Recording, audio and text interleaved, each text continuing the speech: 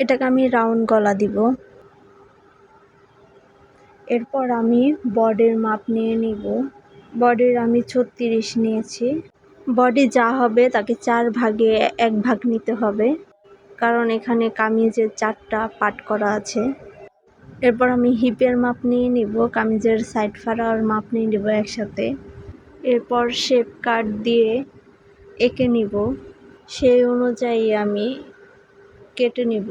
সেলাই কাজ বুঝতে পারলে খুবই সহজ, আর যারা না বুঝতে পারে তাদের কাছে খুবই কঠিন লাগে। বিশেষ করে যারা নতুন কাজ শিখে তাদের কাছে খুবই কঠিন মনে হয়। এই কাজ শিখতে পারলে অবশ্য খুবই ভালো, কারণ অন্তত নিজের ড্রেস নিজে তো বানানো যায়।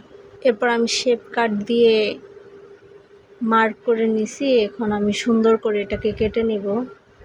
রেডিমেড ড্রেসগুলো আসলে সবাই ছোট করতে পারে না, মানে যারা কাজ করে তারা তো পারে। বিষয় আছে যারা নতুন তারা আসলে বুঝতে পারে না কিভাবে এটাকে